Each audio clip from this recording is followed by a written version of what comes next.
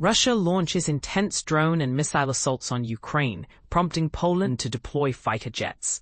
The situation on the ground is escalating rapidly as Russia unleashes a barrage of drones and missiles across Ukraine, pushing neighboring Poland to scramble its aircraft in response. But here's where it gets controversial. The conflict is not only intensifying within Ukraine's borders, but is also causing serious security concerns for NATO members, raising questions about the broader regional stability. In the early hours of October 5, 2025, a car was seen ablaze in front of a residential building, severely damaged by overnight Russian drone and airstrikes in Zaporizhia, Ukraine. This image, provided by the State Emergency Service of Ukraine in the Zaporizhia region and distributed via Reuters, starkly illustrates the human and infrastructural toll of the ongoing attacks. Poland's swift response to Russian airstrikes near its border. Poland, a NATO member, announced that it had deployed fighter jets early Sunday morning to safeguard its airspace, following Russia's aggressive airstrikes targeting western Ukraine.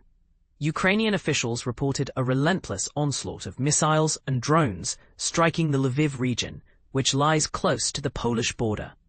According to Poland's operational command, Polish and Allied aircraft are actively patrolling our skies, while ground-based air defense and radar systems have been elevated to the highest alert status. This heightened readiness underscores the seriousness with which Poland is treating the threat, reflecting the precarious security situation on NATO's eastern flank. Eastern NATO members on edge amid rising drone incursions. The tension is not isolated to Poland. Since September, several Eastern European NATO countries have been on high alert after Poland shot down suspected Russian drones within its airspace, marking the first time a NATO member has engaged in such an action during the ongoing war.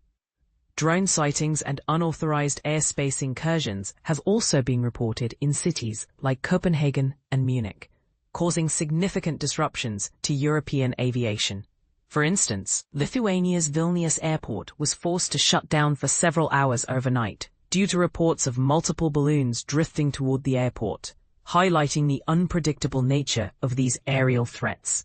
Flight tracking data from Flightradar24 indicated that commercial flights early Sunday were rerouted, avoiding Poland's Lublin and Rzeszów airports near the Ukrainian border.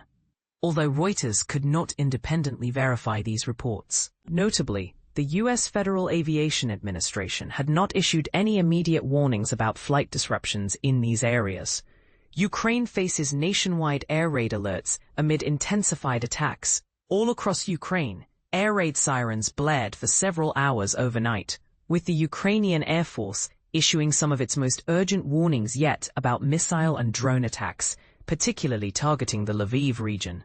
Andriy Sadovy, the mayor of Lviv, a city roughly 70 kilometers, 43 miles from Poland, reported that the city's air defense systems were heavily engaged, successfully repelling an initial drone attack followed by a missile strike.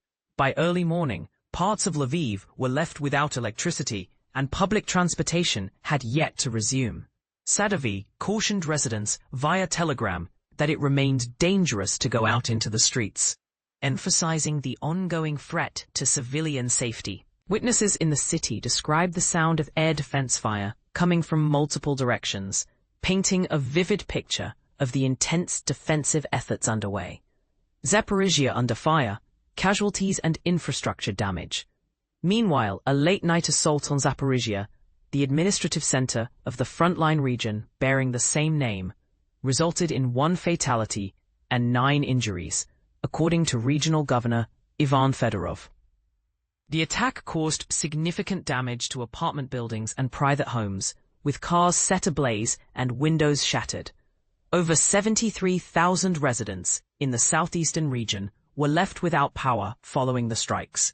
Adding to the tension, the Zaporizhia nuclear power plant, Europe's largest, located about 55 kilometers, 35 miles southwest of the city, has been disconnected from external power since September 23. This plant, currently under Russian control since the early days of the invasion, remains a critical flashpoint. The head of the United Nations nuclear watchdog recently called on both Ukraine and Russia to demonstrate the political will necessary to ensure the plant's safety, underscoring the catastrophic risks involved. The bigger picture, infrastructure as a target in the war. Neither side has commented immediately on the overnight attacks, but it's clear that airstrikes targeting vital infrastructure, such as energy and transportation hubs, have been a consistent strategy throughout the conflict. These attacks aim to weaken the opponent's war effort by disrupting essential services and civilian life, but they also raise serious humanitarian and geopolitical concerns. This ongoing escalation begs the question: how far will NATO members go to defend their airspace and interests as the conflict spills closer to their borders? And what are the implications for European security if these drone and missile attacks continue to intensify? We invite you to share your thoughts. Do you believe NATO's current response is sufficient, or should there be a more robust intervention? Could this conflict spiral into a wider regional war, or is there still room for diplomatic resolution? Your opinions matter, so join the conversation below. Reporting by Lydia Kelly in Melbourne and Andriy Perun in Lviv. Edited by Jamie Freed and Lincoln Feast.